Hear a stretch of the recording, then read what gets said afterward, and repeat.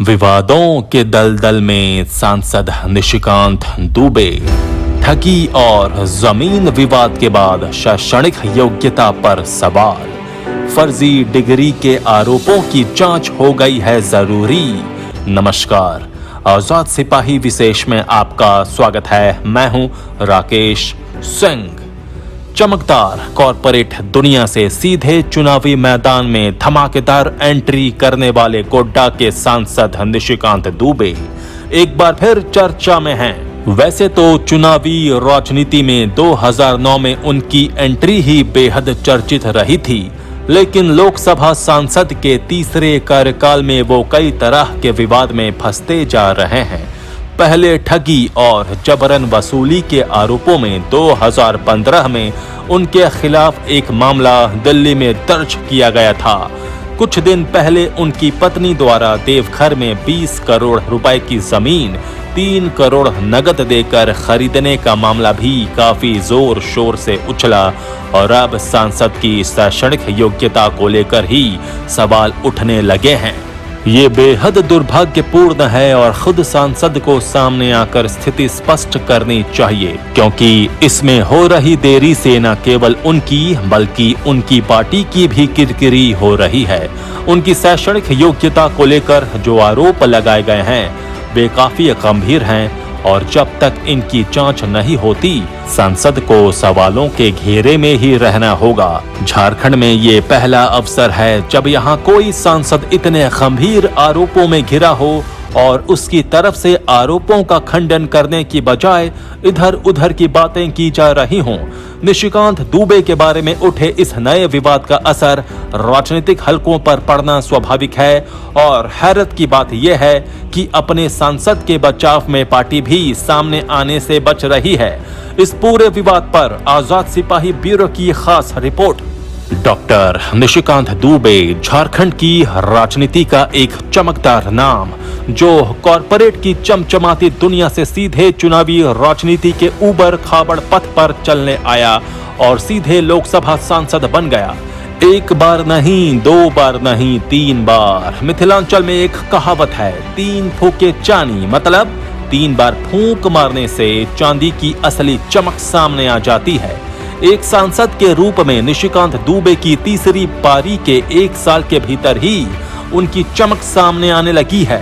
गोड्डा के सांसद हर दिन नए विवाद में घिरते जा रहे हैं। झारखंड के लिए ये पहला मौका है जब यहाँ का कोई सांसद इस तरह के विवादों में घिरा हो। डॉक्टर निशिकांत दुबे ने इस मायने में कीर्तिमान बना दिया है। लोग उनके बारे में बहुत अधिक नहीं जानते हैं क्योंकि वो कभी सार्वजनिक जीवन में रहे ही नहीं। भागलपुर से पढ़ाई पूरी करने के बाद वो कॉरपोरेट जगत की नौकरी में चले गए और फिर सीधे दुनिया की सबसे बड़ी राजनीतिक पार्टी का उम्मीदवार बनकर लौटे। झारखंड में बहुत से भाजपाई आज भी इस बात पर आश्चर्य व्यक्त करते हैं कि जिस टिकट के लिए लोग पूरा जीवन खपा देते हैं वो डॉक्टर दुबे को कैसे मिल गया।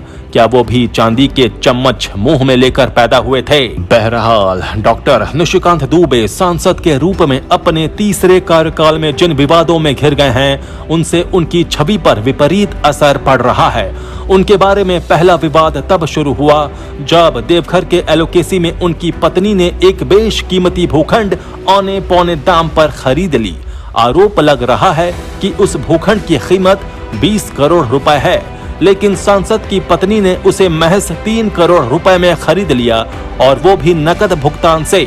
सांसद की पत्नी के पास इतनी रकम नकद कहां से आई, इस बारे में आज तक कुछ पता नहीं चला है। इस बारे में सांसद ने सफाई दी है कि जमीन का सौदा उनकी पत्नी ने किया है, इससे उनका कोई लेना देना नहीं है। बाद में उन्होंने कहा कि सौदा कैसे हुआ ये रजिस्ट्रार से पूछा जाना चाहिए, क्योंकि सभी जमीन का मालिक रजिस्ट्रार होता है। अब सांसद अपने शैक्षणिक योग्यता को लेकर नए विवाद में फंस गए हैं। 2009 के लोकसभा चुनाव में उन्होंने जो हलफनामा दिया था उसमें उन्होंने अपनी शैक्षणिक योग्यता के कॉलम में 1993 में दिल्ली विश्वविद्यालय में MBA पार्ट टाइम लिखा है। 2019 के लोकसभा चुनाव के समय उनके द्वारा दायर हलफनामे के अनुसार 2018 में उन्होंने प्रताप यूनिवर्सिटी जयपुर से मैनेजमेंट में पीएचडी की उपाधि हासिल की। विवाद तब पैदा हुआ जब दिल्ली विश्वविद्यालय ने सूचना के अधिकार के तहत मांगी गई जानकारी में साफ किया कि 1993 में उसके यहाँ निशिकांत दुबे नामक कोई छात्र नहीं था। इसका मतलब यह है कि 2009 में निशिकांत दुबे द्वारा दिया गया हलफनामा गलत है। तब यदि उन्होंने स्नातकोत्तर की डिग्री नहीं ली है तो फिर उन्हें पीएचडी की उपाधि कैसे मिल गई? ये भी बड़ा सवाल है। इस मामले में सांसद की सफाई दिलचस्प है। जब उनकी शैक्षणिक योग्यता पर सवाल उठा तब उन्होंने कहा कि दिल्ली विश्वविद्यालय ने जो सूचना दी है वो फर्जी है, क्योंकि वो सूचना मांगने वाला व्यक्ति फर्जी है। यानी यदि शराब की दुकान में दूध बेची जाए तो वो भी नशीली हो जाएगी। सांसद ने ये नहीं बताया कि सूचना सही है या गलत। दरअसल निशिकांत दुबे का विवादों से पुराना नाता रहा है। 2014 के चुनाव से ठीक पहले 3 अप्रैल को उनके और उनकी पत्नी के खिलाफ जबरन वसूली और मारपीट का आरोप लगाते हुए दिल्ली के तुगलक रोड थाने में एक प्राथमिकी दायर की गई थी। संदीप शर्मा नामक व्यक्ति ने उसमें आरोप लगाया है कि सांसद और उनकी पत्नी 19 नवंबर 2013 को उनके घर में घुस गईं और 2 करोड़ रुपए की मांग की। रकम नहीं देने पर अंजाम भुगतने की धमकी दी और मारपीट भी की गई। इससे पहले भी 2009 में निशिकांत दुबे जब टिकट लेकर जसडीह स्टेशन पहुंचे थे तब उनके समर्थकों और विरोधियों में जमकर मारपीट हो गई थी। ये मामला अब तक अदालत में चल रहा है। एक सांसद के रूप में इतने आरोपों विवादों में घिरने के बावजूद डॉक्टर निशिकांत दुबे अपनी सफाई की जरूरत महसूस नहीं करते। उल्टे वो सवाल उठाने वालों को ही कटघरे में खड़ा करने लगते हैं। उनका मानना है कि जो खुद दागी हो उसे किसी पर आरोप लगाने का अधिकार नहीं होता। उनकी ये परिभाषा लोगों के गले नहीं उतर रही है। उन पर जो आरोप लगे हैं उनसे न केवल उनकी अपनी बल्कि पूरी पार्टी की छवि पर असर पड़ रहा है। ऐसे में सबसे हैरत की बात यह है कि भाजपा भी उनके साथ खड़ी दिखाई नहीं दे रही है। अब जब तक इन आरोपों की जांच नहीं हो जाती डॉक्टर निशिकांत दुबे की छवि दागदार बनी रहेगी।